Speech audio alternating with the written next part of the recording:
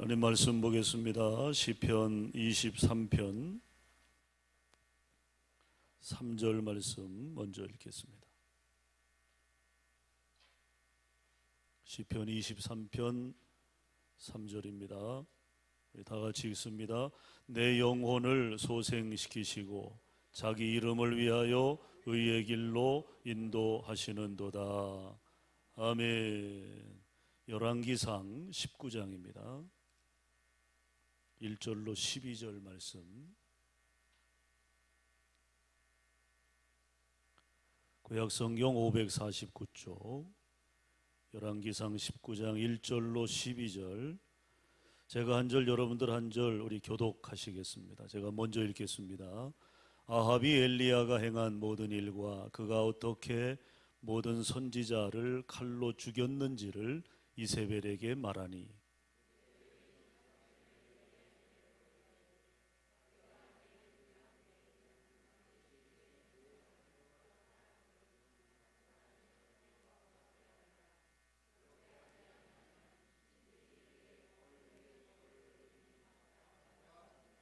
그가 이 형편을 보고 일어나 자기의 생명을 위해 도망하여 유다에 속한 부엘세바에 이르러 자기의 사환을 그곳에 머물게 하고,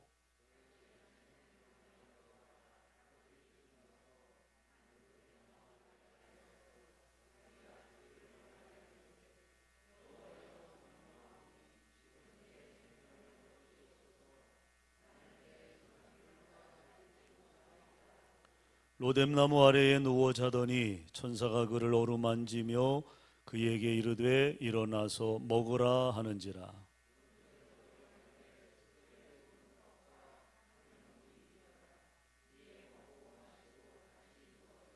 여호와의 천사가 또다시 와서 어루만지며 이르되 일어나 먹으라. 네가 갈 길을 다 가지 못할까 하노라 하는지라.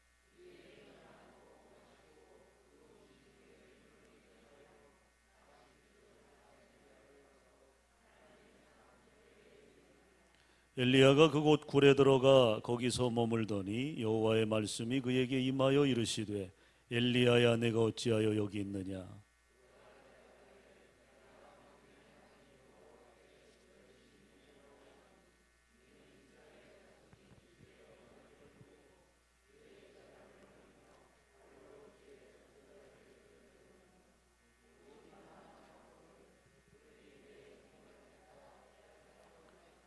여호와께서 이르시되 너는 나가서 여호와 앞에서 산에 서라 하시더니 여호와께서 지나가시는데 여호와 앞에 크고 강한 바람이 산을 가르고 바위를 부수나 바람 가운데에 여호와께서 계시지 아니하며 바람 후에 지진이 있으나 지진 가운데에도 여호와께서 계시지 아니하며.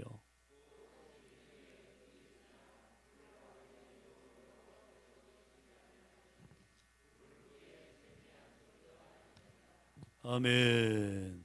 네. 자, 우리 옆 사람과 인사 나누겠습니다. 새해 복 많이 받으십시오. 이렇게 인사 나누시고 믿음의 부자 되시기 바랍니다. 네. 네. 자, 오늘 우리가 시리즈로 말씀을 이어가는데 복된 인생, 승리의 삶을 위하여 우리가 새해를 시작하면서 이 주제를 가지고 지금 말씀을 이어가고 있습니다. 오늘 네 번째 시간, 내 영혼을 소생시키시고. 오늘날 현대인들이 겪는 질병 중에 대단히 치명적이고 심각한 피해를 주는 질병이 있습니다. 겉보기에는 문제가 없어 보이는데 또 크게 문제될 것 같지 않은데 때로 극단적인 상황으로 몰아가는 무서운 병. 그게 뭔 줄 아십니까? 바로 우울증입니다. 우울증. 남자보다는 여자가 더 많다고 그래요. 여자들이 쌓인 게 많아서 그런 것 같아요. 여자들이. 또 50세 미만의 사람들에게 치명적인 병으로 그렇게 알려져 있습니다. 우울증이 걸리면 나타나는 현상들이 불면증이 온다고 그래요.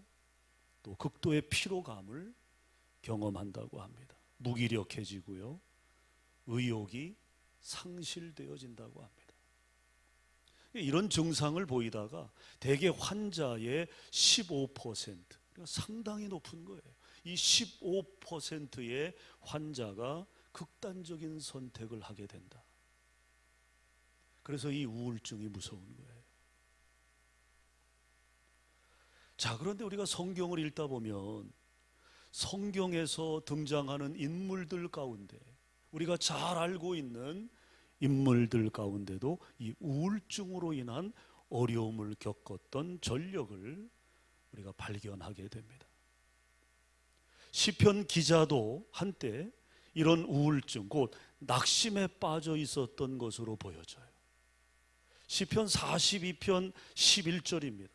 스크린 보시면, 자, 우리 함께 읽어볼까요? 시작.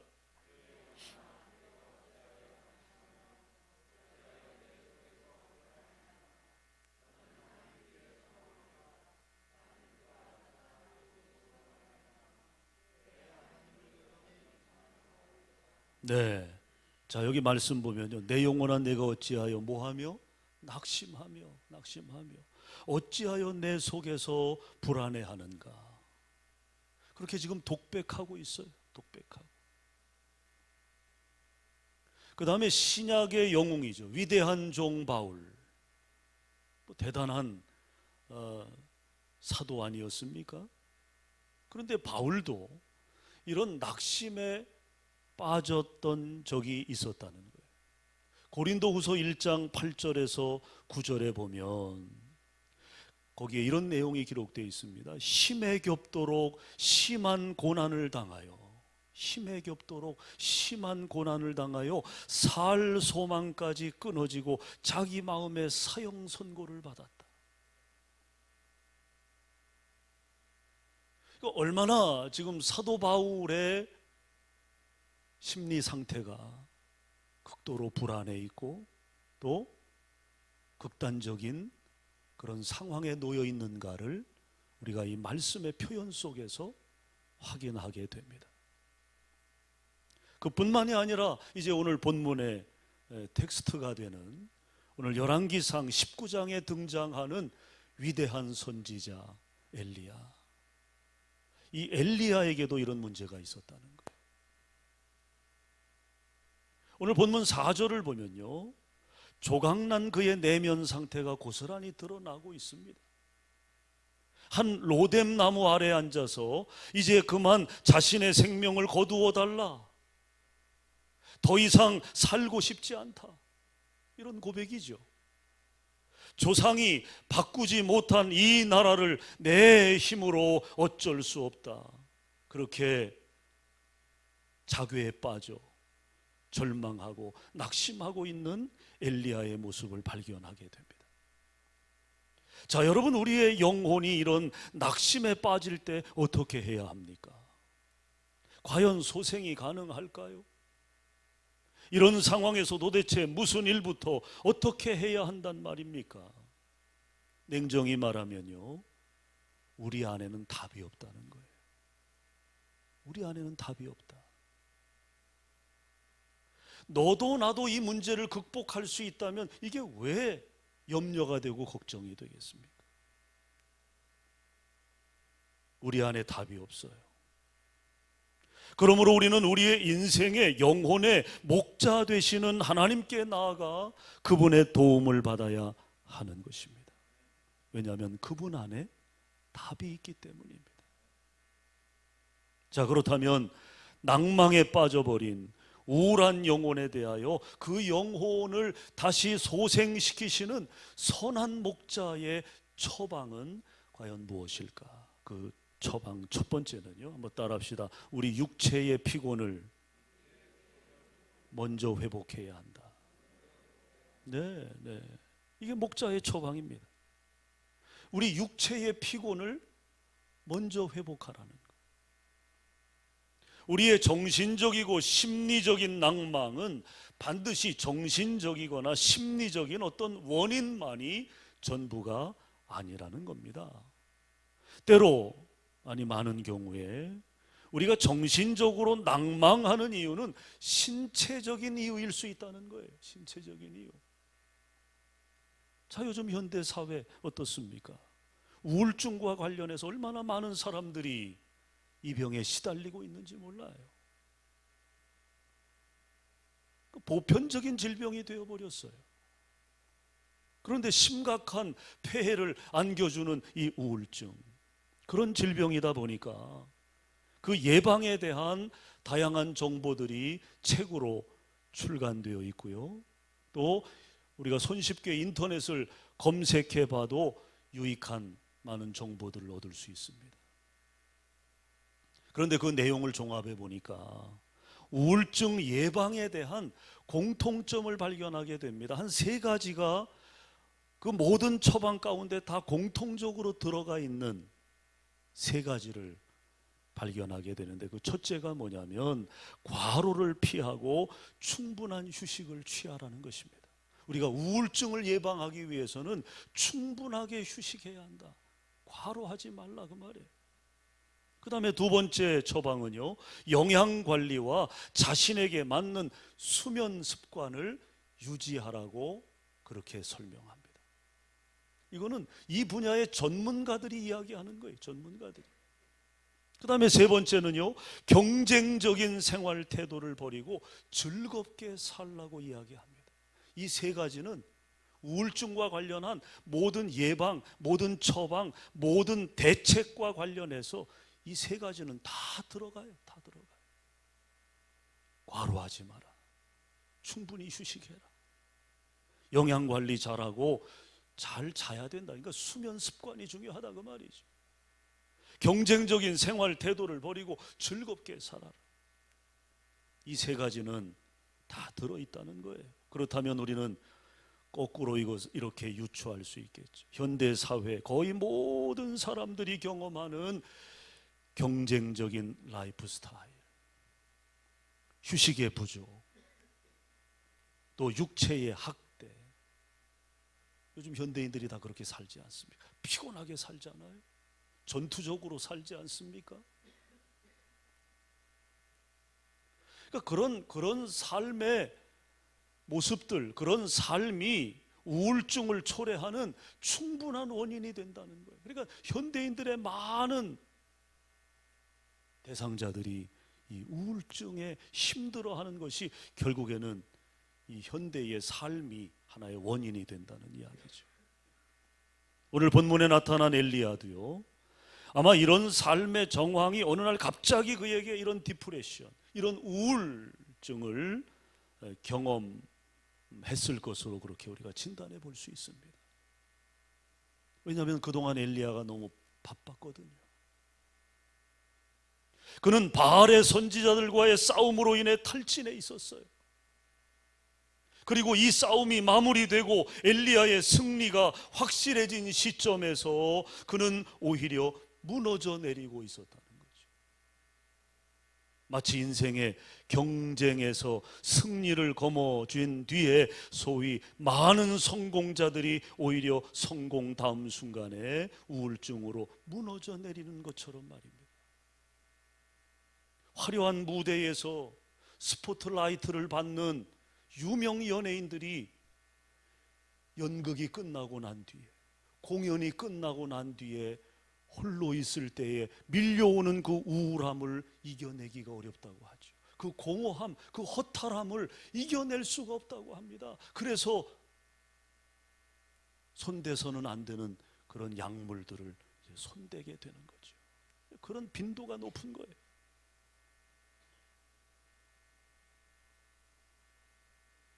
자, 그러나 여기 복된 소식이 있어요. 이런 엘리야를 하나님은 그대로 내버려 두지 않으셨다는 겁니다. 왜냐하면 하나님은 그의 선한 목자이셨기 때문입니다. 목자였던 필립 켈러, 그가 목자의 삶을 살다가 목사가 된 그런 인물이라고 했죠. 목자였던 이 필립 켈러 목사는 양이 낙심하는 순간에 아주 흥미로운 현상을 보인다고 합니다.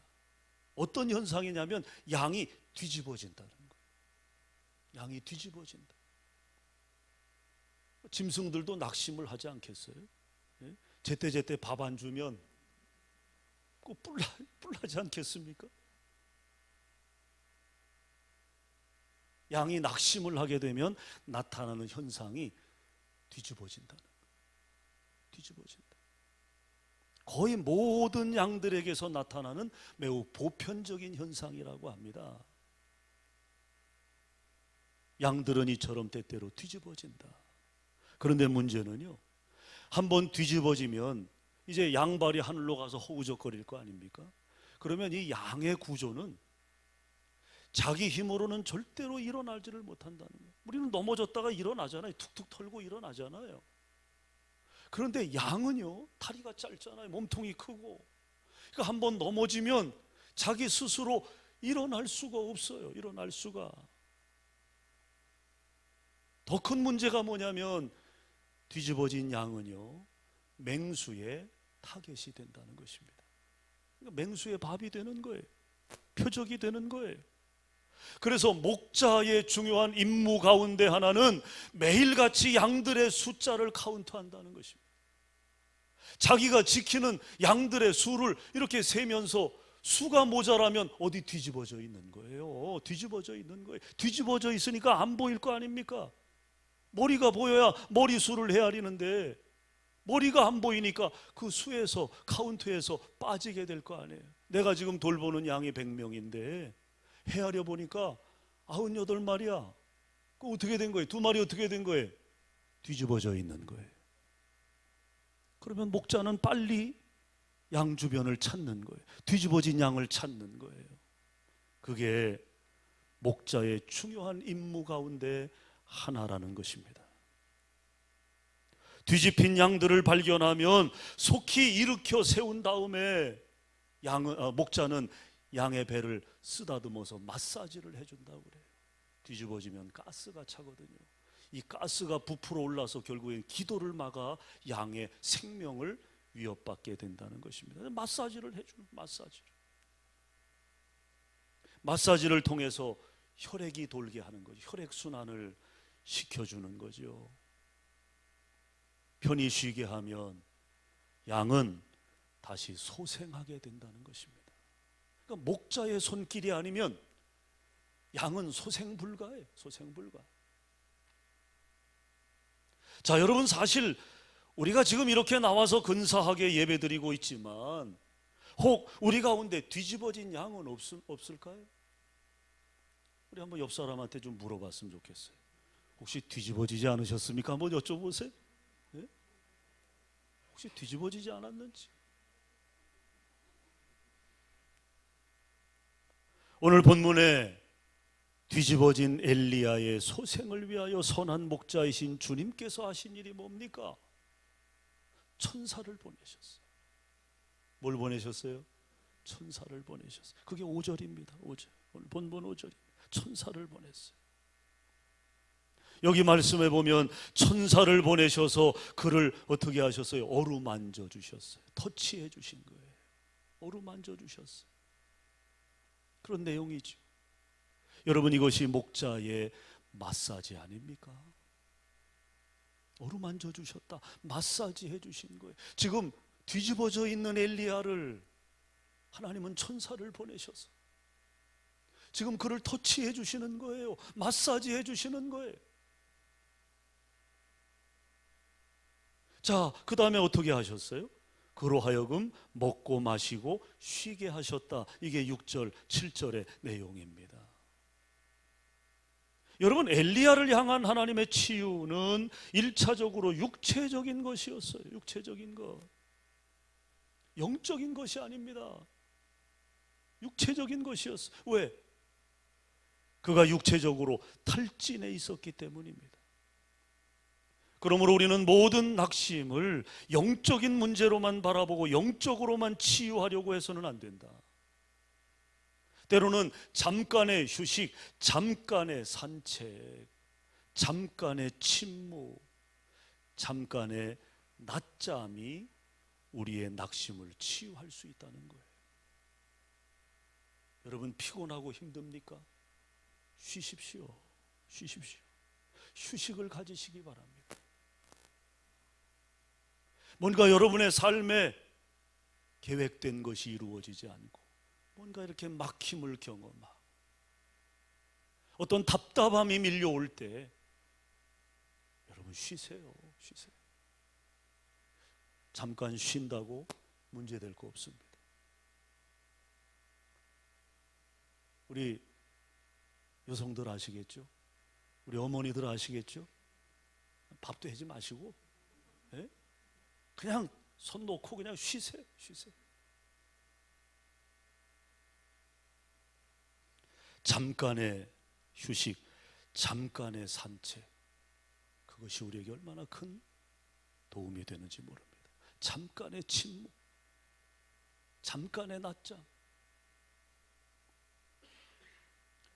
여러분, 성도의 육체는요 곧 하나님의 성전입니다. 믿습니까? 우리 몸은 하나님의 성전이에요.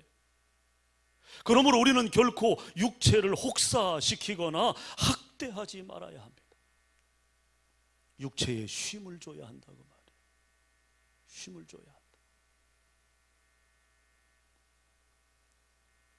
그렇다고 새벽 예배 빠지시면 안 되고. 자, 오늘 본문 6절에서 하나님의 치유를 순서대로 정리하면 이렇습니다. 하나님이 제일 먼저 하신 일은 먹이는 일이었어요. 먹이는 일. 먹게 하는 일이었다. 그 다음에 마시게 하셨어요. 그 다음에 쉬게 하셨어요. 누워 자게 하셨다는 거예요. 먹고 마시고 자고 우리가 좋아하는 거죠. 예? 하고 싶은 거죠. 먹고 마시고 자고. 이것이 선한 목자이신 하나님의 첫 번째 처방이었다. 첫 번째 처방. 그러나 물론 그것이 처방의 전부는 아니죠. 이렇게 엘리야의 소생을 도우신 하나님은 이제 그를 육체적으로 회복시킨 다음 그를 어디로 인도하느냐? 호렙산으로 가게 하십니다. 호렙산으로. 왜 그리로 가게 하셨어요? 두 번째 처방을 위해서입니다. 자, 두 번째 처방은 뭘까? 한번 따라합시다. 하나님과의 영적 교제의 회복이다. 네, 이제 육체적으로 회복시켜 주셨어요. 그 다음에 두 번째 처방은 영적 교제의 회복입니다. 여러분, 우리가 낙심해서 소생하는 길은 육체적인 관리로만 되는 것은 결코 아닙니다. 육체적으로 소생을 시작한 엘리야를 위해 하나님은 다음 처방을 준비하셨어요. 바로 영적인 처방입니다. 그리고 그것은 엘리야로 하여금 하나님과의 교제 파트너로 삼는 일이었다는 거예요. 여러분, 우리 그리스도인은요 삶의 회복의 과정에 있어서 반드시 이 단계까지 이르러야 합니다. 하나님과 교제 파트너가 되어야 한다는 거죠. 그리고 그 과정, 우리가 하나님과의 교제를 위해서는 반드시 두 가지 방편이 필요한데 바로 말씀과 기도라는 거예요. 기본입니다. 기본. 말씀과 기도. 이것이 기본이다. 이제 엘리야로 쉬게 하신 하나님은 그로 하여금 하나님과 교통하게 하십니다. 하나님의 음성을 듣게 하시고 또 그로 하여금 하나님께 응답하게 하십니다. 자, 그렇다면 여러분, 우리가 어떻게 하나님의 음성을 들을 수 있습니까? 어떻게 하나님의 음성을 들을 수 있을까? 그것은 말씀을 읽고 말씀의 귀를 기울임으로서가 아닌가요? 올해 많은 분들이 성경 통독을 1독 이상 통독을 작정해 주셨어요. 지난해도 많이 성경을 통독해 주셨어요. 1독 이상, 2독, 3독. 얼마나 감사한지 몰라요.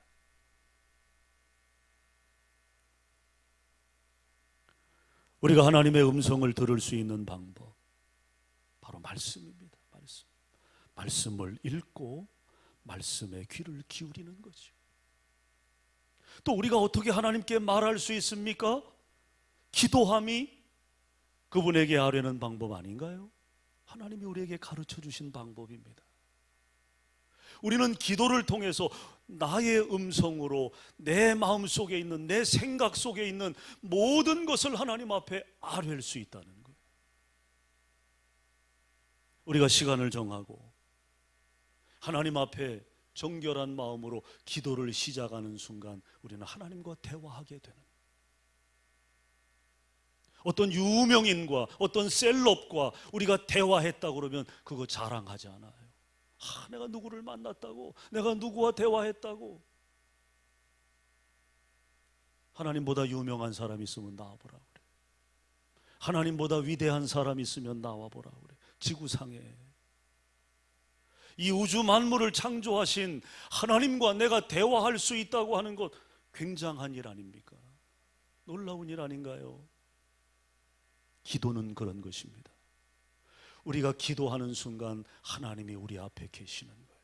우리가 하나님과 대화하는 것입니다. 내 음성을 하나님이 들으시는 거예요. 그동안 엘리야는 늘 하나님의 말씀을 따라 행동해 왔어요. 그는 말씀보다 앞서지 않았습니다. 기도보다 앞서지 않았습니다. 그게 엘리야의 삶이었습니다. 그랬던 그가 처음으로 말씀 없이 행동합니다. 기도 없이 행동해요. 그렇게 당당하고 용기 있던 엘리야가 아합 왕의 왕후 이세벨의 겁박에 그는 급격히 흔들리고 급격히 무너집니다. 오늘 3절에 보면요, 그가 이 형편을 보고 일어나 자기 생명을 위하여 도망했다. 누가 무서워 도망했다는 거예요? 이세벨이 무서워 도망했다는 거예요. 그깟 이세벨이 뭔데요? 이방 여인 이세벨이 뭔데요? 그렇게 위대하고 당당했던 하나님의 종 엘리야가 지금 꼬리를 내리고 있어요. 도망치고 있습니다. 이것은 전혀 엘리야답지 않음입니다. 그런데 더 황당한 것은 뭡니까? 그것도 모자라 로뎀 나무 아래 쭈그리고 앉아 모든 것을 끝내고 싶다고, 끝내고 싶다고, 죽고 싶다고 투정까지 부리고 있어요. 그런 엘리야에게 하나님은, 따라합시다, 말씀으로 찾아오셨다. 무엇으로요? 말씀으로 찾아오셨다. 말씀으로 찾아오셨어요. 엘리야를 찾아오신 거예요. 자, 여러분 9절입니다. 여호와의 말씀이 그에게 임하여 이르시되 엘리야야 네가 어찌 여기 있느냐. 하나님이 엘리야를 찾아와 말씀하시는 거예요. 엘리야야 네가 어찌 여기 있느냐. 이 말의 의미는 다른 표현으로 하면 야 너 지금 어떻게 된 거야. 아니 네가 왜 여기서 이러고 있어.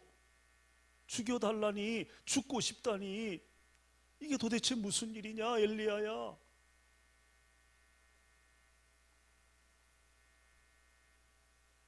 그 물음에 오늘 10절 엘리야가 답을 하죠. 그렇습니다. 즉 하나님이 말씀하시고 엘리야가 대답한다. 이것이 바로 영적인 교제, 하나님과의 교통인 것입니다. 자, 영적인 교제가 회복된다는 말은요, 하나님을 가까이 하게 되었다 그 말입니다. 하나님을 가까이 하게 되었다. 바로 이런 영적인 교제가 회복되는 바로 그 자리, 거기서 엘리야는 두려움을 떨쳐버리고 일어섭니다. 말씀이 임하는 곳에 우리가 안고 있는 문제가 더 이상 문제가 되지 않는다라는 것을 엘리야는 우리에게 보여주고 있는 거예요.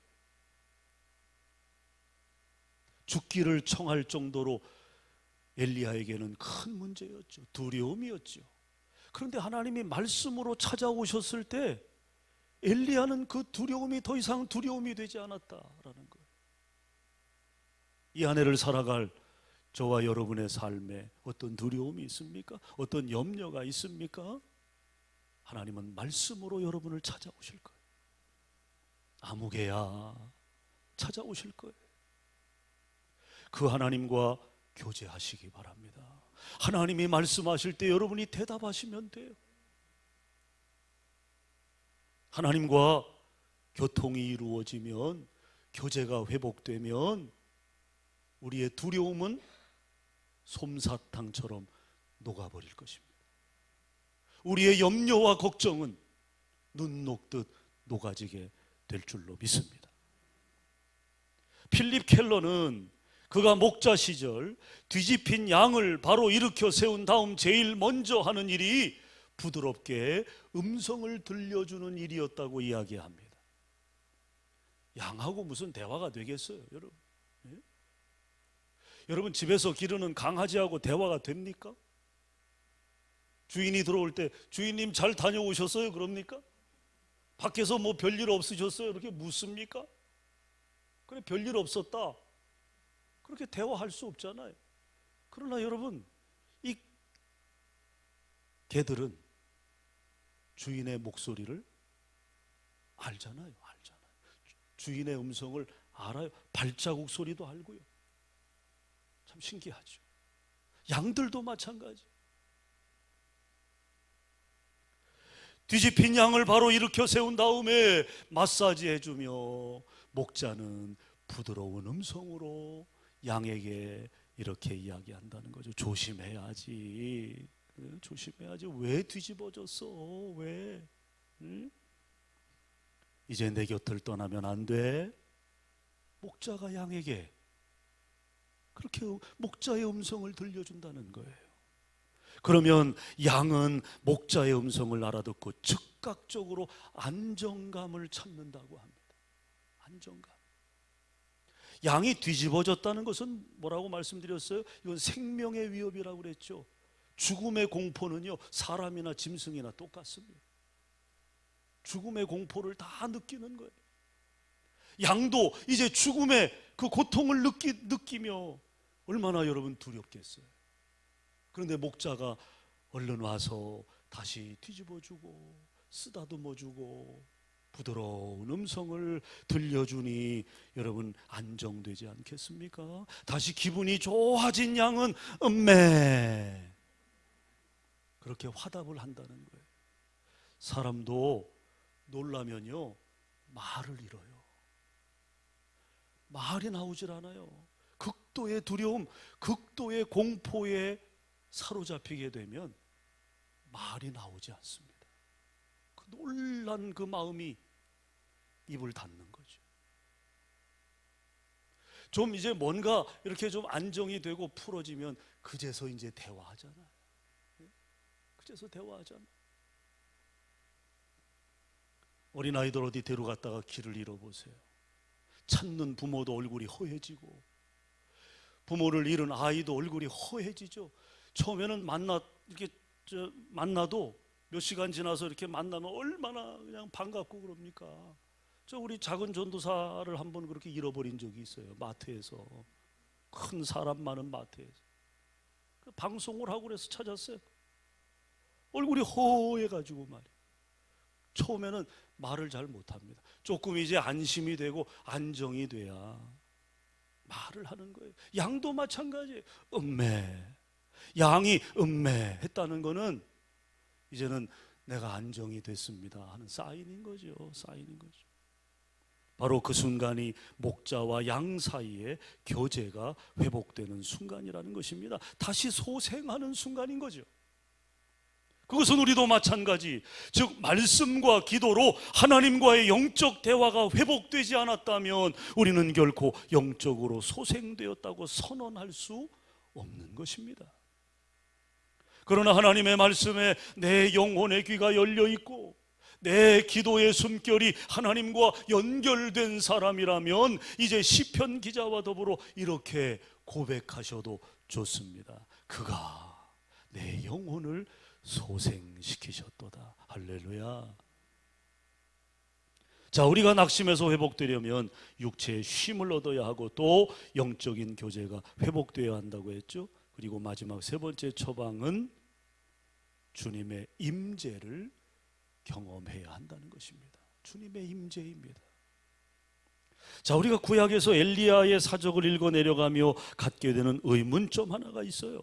그것은 갈멜 산정에서 그렇게도 당당했던 엘리야가 로뎀 나무 아래에서는 왜 이리도 비참하게 자기 생명을 포기할 생각을 하기에 이르렀느냐라는 사실입니다. 저는 부분적으로 그 원인이 하나님의 침묵에 있었다고 생각합니다. 하나님이 침묵하신 거예요.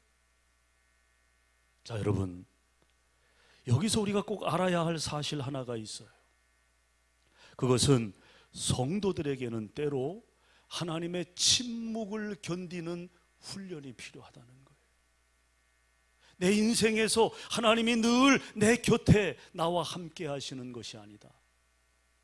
때로는 하나님이 나에 대하여 침묵하실 때가 있다는 것.